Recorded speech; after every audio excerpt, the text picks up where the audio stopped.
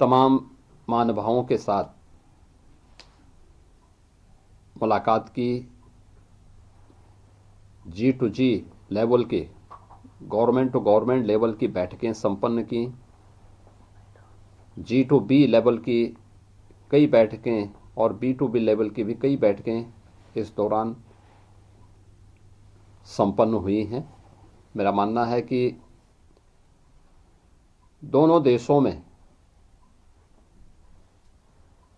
इन चारों प्रकार की सभी बैठकों को ले लिया जाए तो इन सब को लेकर के लगभग 60 से अधिक ऐसी बैठकें और इस प्रकार के कार्यक्रम संपन्न हुए हैं जो G2G, G2B, B2B स्तर के संपन्न हुए हैं। 2 बड़े रोड शो, एक सिंगापुर में जिसमें काफ़ी बड़ी संख्या में निवेशक और वित्तीय संस्थानों के चेयरमैन और सीईओ आए थे। एक रोड शो हम लोगों ने कल टोक्यो में किया था और एक रोड शो आज जापान के एक प्रमुख प्रांत यामानासी में आज संपन्न हुआ है, जिसमें भी निवेशकों की एक अच्छी खासी संख्या, दोनों जगह मिलाकर के अगर देखें तो लगभग 450 से 500 निवेशक और वित्तीय संस्थानों की चेयरमैन और सीईओ इन दोनों कार्यक्रमों में आए। हम लोगों ने इस पूरी यात्रा के दौरान इस बात को देखा है, इसमें सिंगापुर में IT, global capability city, logistic, semiconductor और टूरिज्म, फिनटेक, मेडटेक, डीपटेक के मुद्दे को लेकर के काफ़ी पॉजिटिव वार्ता हमारी इन सभी क्षेत्रों में हुई है और बहुत सारे निवेशक यहाँ पे निवेश करने के लिए, उत्तर प्रदेश के अंदर निवेश करने के लिए हमारे साथ एमओयू भी किए और बहुत सारे लोगों ने अपने प्रस्ताव भी दिए हैं और उनका एक बिजनेस डेलीगेशन जिसमें JIC, तामासेक, USG, गूगल, ब्लैकस्टोन, ये सभी जो सिंगापुर से बेस्ड जो कंपनियां हैं, ये कंपनियां भी उत्तर प्रदेश के अंदर उस रूप में अपनी भागीदारी आगे बढ़ाने के लिए पूरी सतर्कता के साथ वहां पर आने को तत्पर हैं। कल से हम लोगों ने टोक्यो और आज यामानासी में बड़े पैमाने पर हम लोगों ने यहाँ पे G2G और G2B लेवल की बैठकें संपन्न की। कल यहाँ पे उत्तर प्रदेश के अंदर टूरिज्म की इन संभावनाओं को आगे बढ़ाने और यहाँ के बिजनेसमैन उत्तर प्रदेश के अंदर आए। यहाँ के माननीय विदेश मंत्री से हमारी मुलाकात हुई थी, उनके साथ भी एक सकारात्मक वार्ता हुई। यहाँ के आर्थिक मामलों के मंत्री और उनसे भी एक सकारात्मक वार्ता जो उनके उपमंत्री के रूप में हैं, उनके साथ भी हमारी वार्ता हुई थी। और इस पूरी यात्रा के दौरान यामानासी के जो हमारे माननीय गवर्नर हैं, वे कल भी टोक्यो में भी उन्होंने एक G2B लेवल की बैठक करवाई। आज यामानासी के पूरे कार्यक्रम के साथ वे स्वयं जुड़े थे और उन सभी कार्यक्रमों में उनकी भागीदारी वहाँ पर थी। यहाँ पे हम लोगों ने जिन कंपनियों के साथ बैठक की है, इसमें automobile, logistic, green hydrogen, CBG, solar और टूरिज्म के साथ ही ऑटोमोबाइल की जो प्रमुख कंपनियां हैं, जिसमें सुजुकी, होंडा, मित्सुई, मारुबेनी, सेमिट टोको, यूनिक्लो जैसी कंपनियों के साथ यहाँ पर हम लोगों की बैठक हुई और इनके साथ ही यहाँ के उद्योग वाणिज्य के उप मंत्री, जेट्रो के चेयरमैन, जो काफ़ी बड़ा वित्तीय संस्थान है, इन सब के साथ हमारी यहाँ पे बैठकें हुई, यामानासी में बैठकें हुई, जिसको लेकर के वहाँ की यामानासी की गवर्नमेंट ने भी बहुत पॉजिटिव रूप से उसको आगे बढ़ाने में अपना योगदान दिया है। इसके साथ ही जिन मुद्दों पर हमारी चर्चाएं आगे बढ़ी, आज हमारे पूरे डेलीगेशन को यामानासी गवर्नमेंट ने, यामानासी ने ग्रीन हाइड्रोजन में जो प्रोग्रेस की है जापान के अंदर, उस प्लांट का विजिट करवाया था। हम लोगों ने ग्रीन हाइड्रोजन एनर्जी की संभावना, क्योंकि ग्रीन हाइड्रोजन पानी जहाँ अच्छा होगा वहाँ ग्रीन हाइड्रोजन की संभावना उतनी ज़्यादा होगी और उत्तर प्रदेश इस देश का सबसे समृद्ध क्षेत्र है, पर्याप्त जल संसाधन हमारे पास हैं और हम लोगों ने इस दिशा में प्रयास किया है, जिसमें यामानासी हम लोगों को उस टेक्नोलॉजी के साथ जोड़ने और हमारे उत्तर प्रदेश के युवाओं को उसका प्रशिक्षण देने, यानी उसकी स्किलिंग के लिए भी अपना सहयोग देने के लिए तत्पर है। जापान और यूपी के बीच में एमएसएमई में टेक्नोलॉजी को लेकर, उसकी ऑनलाइन सेलिंग को लेकर और अन्य मुद्दों को लेकर के भी सहयोग की बात हुई और इसको हम आगे बढ़ाएंगे। इसके अलावा ऑटो क्लस्टर के विकास करने के लिए यमुना अथॉरिटी में जापान के निवेशकों के लिए जापान की एक डेडिकेटेड सिटी के निर्माण के लिए भी यहाँ पर विस्तार से चर्चा हुई और इसके लिए वहाँ लैंड अलॉट करने की कार्रवाई हुई है। इसमें मुख्य रूप से हम लोगों को जो अब तक यहाँ प्रस्ताव प्राप्त हुए हैं,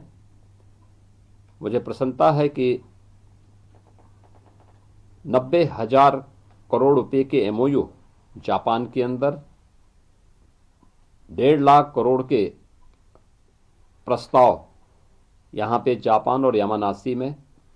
उत्तर प्रदेश के इस डेलीगेशन को प्राप्त हुए हैं और इसी प्रकार से सिंगापुर में 60,000 के एमओयू और 1 लाख करोड़ रुपए तक के हमारे पास प्रस्ताव उत्तर प्रदेश में निवेश के लिए आए हैं, जिन्हें इन्वेस्ट यूपी और उत्तर प्रदेश के हमारे अन्य विभाग आगे बढ़ाने का काम करेंगे। इसके साथ ही इस पूरे कार्यक्रम के दौरान हम लोगों ने ये भी देखी है कि जो एक परसेप्शन लॉ, बेहतर रोल ऑफ लॉ का परिणाम क्या होता है, ईज ऑफ डूइंग बिजनेस, जिस पर पहले दिन से प्रधानमंत्री जी का फोकस रहा है, उसका परिणाम क्या होता है, टेक्नोलॉजी का उपयोग करके ट्रांसफॉर्मेशन का परिणाम क्या होता है, दुनिया ट्रस्ट करती है और वो ट्रस्ट मुझे दोनों देशों में देखने को मिला है। हमने ईज ऑफ डूइंग बिजनेस में टॉप अचीवर स्टेट के रूप में यूपी को स्थापित किया। रोल ऑफ लॉ के अनुसार उत्तर प्रदेश के अंदर बेहतर कानून व्यवस्था की स्थिति दी। आज परिणाम है दुनिया का निवेशक यूपी के अंदर आना चाहता है। स्वयं यामानासी के माननीय गवर्नर अपने साथ में अगस्त में 200 जापान के सीईओज और को लेकर के यूपी के अंदर आ रहे हैं, जो जापान के भारी भरकम निवेश की उन संभावनाओं को आगे बढ़ाने के लिए यूपी के साथ मिलकर के काम करने के इच्छुक हैं। ऐसे ही सिंगापुर के अंदर भी एक बड़े पैमाने पर उनका एक बिजनेस डेलीगेशन यूपी के अंदर आने को उत्सुक है, जो उत्तर प्रदेश के अंदर अपना निवेश करने के लिए उत्सुक है, और हम लोगों ने इसके लिए अभी से अपनी कार्रवाई भी हमारी प्रारंभ हो चुकी है। हमारा प्रयास है कि समयबद्ध तरीके से इन सभी कार्यक्रमों को हम आगे बढ़ा सकें और इस कार्य के परिणाम को हम लोग जमीनी धरातल पर दे करके उत्तर प्रदेश का जो टारगेट है $1 ट्रिलियन की इकोनॉमी बनाने की, उस $1 ट्रिलियन की इकोनॉमी को बनाने की दिशा में किए जाने वाले प्रयास में एक महत्वपूर्ण और मील का पत्थर साबित होगा। मैं आज के इस अवसर पर अपने दोनों मिशन से जुड़े हुए अधिकारियों को, सिंगापुर के हमारे जो माननीय उच्चायुक्त हैं उनके और उनकी पूरी टीम को, मैं यहाँ के राजदूत, जापान की राजदूत और उनकी पूरी टीम को, जिन्होंने बहुत पॉजिटिव तरीके से पहले से भी होमवर्क किया था, हमारी टीम के साथ भी पहले से काफ़ी होमवर्क करने के बाद इस पूरे कार्यक्रम को सफलतापूर्वक आगे बढ़ाने में अपना योगदान दिया। और मुझे यहाँ पे दोनों स्थानों पर, दोनों क्या तीनों स्थानों पर भारतीय समुदायों के साथ भी संवाद करने का अवसर मिला। सिंगापुर में उनका काफ़ी बड़ा भारतीय समुदाय के साथ एक हम लोगों का कार्यक्रम संपन्न हुआ था। कल हम लोगों ने यहाँ पर एक बड़ा कार्यक्रम टोक्यो में भारतीय समुदाय के साथ दूतावास के अंदर ही एक बड़ा कार्यक्रम संपन्न किया था। और आज यामानासी में भी भारतीय समुदाय काफ़ी बड़ी संख्या में रहता है, तो उन लोगों के साथ भी एक बड़ा कार्यक्रम वहाँ पर आज संपन्न हुआ है। और मुझे विश्वास है कि ये जो पॉजिटिविटी भारत के प्रति और यूपी के प्रति बनी है, इसका लाभ यूपी के अंदर यूपी की टीम लेगी और यूपी के नौजवानों को वहाँ के स्केल को स्किलिंग में बदलने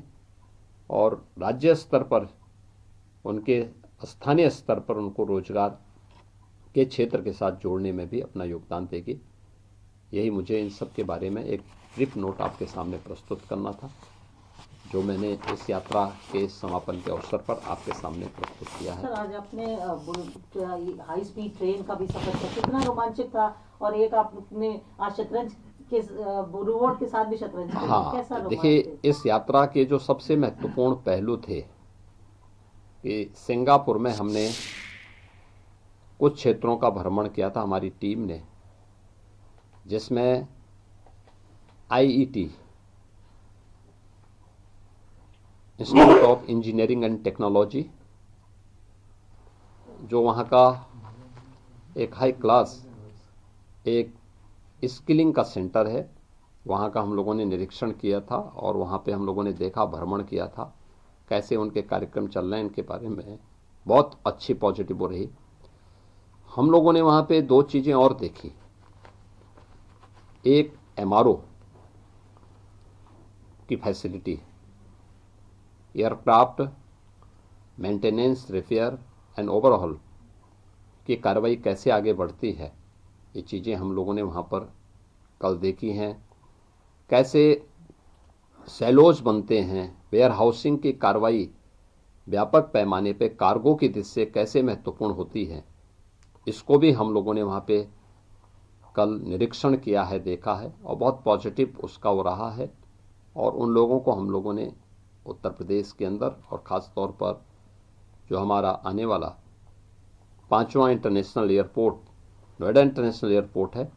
वहाँ के लिए भी आमंत्रित किया है। आज हम लोगों ने ग्रीन हाइड्रोजन प्लांट को देखा और उसके उपरांत high speed, super high speed train को न केवल निरीक्षण किया बल्कि उसमें यात्रा भी की है। सबने देखा है उसकी स्पीड, यानी मुश्किल से 2 मिनट में वह 500 किलोमीटर से अधिक की स्पीड पकड़ ले रही थी।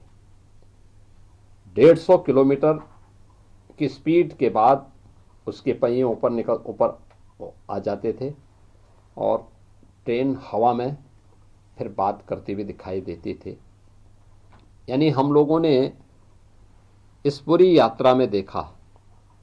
कि कुछ ही किलोमीटर यानी 120 किलोमीटर की यात्रा को हम लोगों ने कुछ ही मिनटों में तय कर दिया था। ये सुपर हाई स्पीड की मैग्नम ट्रेन जो है वह एक मॉडल जापान ने प्रस्तुत की है और बहुत अच्छे ढंग से यहाँ पे जापान के अंदर वह एक रोमांचक का विषय बना हुआ है। हर यहाँ का यूथ को वे लोग उसके साथ जुड़ने का एक अवसर देते हैं। तीसरा जो हम लोगों ने यहाँ पे वहाँ पे आज देखा है वह था रोबोटिक का एक कारखाना और उनके R&D सेंटर को, कैसे उद्योगों में रोबोटिक की भूमिका आधुनिक परिप्रेक्ष्य में कैसे महत्वपूर्ण हो सकती है। उन्होंने एक एक क्षेत्र में वहाँ पे देखा है और ये आज की जो टेक्नोलॉजी है उस टेक्नोलॉजी का उपयोग करके कैसे हम क्वालिटी ऑफ लाइफ को बनाने में योगदान दे सकते हैं, उसका उदाहरण वह रोबोटिक की जो फैक्ट्री थी वह और उनका R&D सेंटर इस बात का उदाहरण प्रस्तुत कर रहा था। मुझे ये देख करके बहुत प्रसन्नता हुई और इस पूरे कार्यक्रम में यामानासी प्रांत के माननीय गवर्नर और उनके डिप्टी गवर्नर भी हमारे साथ में इस पूरे कार्यक्रम में आयोजन के साथ जुड़े थे और उनका बहुत पॉजिटिव योगदान इस पूरे आयोजन के साथ जुड़ने को और इस टेक्नोलॉजी को उत्तर प्रदेश के साथ जोड़ने के लिए भी उन्होंने अपनी प्रसन्नता को व्यक्त किया कि हम इसको यूपी के साथ जोड़ने में उन्हें प्रसन्नता की अनुभूति होगी। धन्यवाद। एक क्वेश्चन जो पूछना सर, जापान और सिंगापुर के दौरे के बाद उत्तर प्रदेश में या भारत में कितने लोगों को रोजगार मिलेगा? देखिए, ये सभी कार्यक्रम जो भी हैं उत्तर प्रदेश के अंदर स्केल है, लैंड बैंक है और निवेश के लिए हम लोगों ने सेक्टोरल पॉलिसीज भी हैं। तो स्वाभाविक रूप से यह एक नई शुरुआत होगी। एज कटिंग टेक्नोलॉजी का वहाँ आना और उस क्षेत्र में निवेश होना वहाँ के युवाओं के लिए एक नई संभावनाओं के द्वार को खोलने जैसा है और युवाओं को उसमें पारंगत करके उनकी स्किलिंग करने का एक अवसर भी प्राप्त होगा। वहाँ से ट्रेंड मैन पावर दुनिया के अंदर किसी भी देश में जाकर के बेहतर परिणाम दे सकते हैं और इसके लिए मेरा मानना है कि अगर यह 1.5 लाख करोड़ के MOU जमीनी धरातल पर उतरते हैं तो कम से कम 5 लाख से अधिक युवाओं को इसके माध्यम से नौकरी और रोजगार की संभावना आगे बढ़ सकती है। धन्यवाद। तो जापान से CM योगी आदित्यनाथ को आप सुन रहे थे दौरे को लेकर।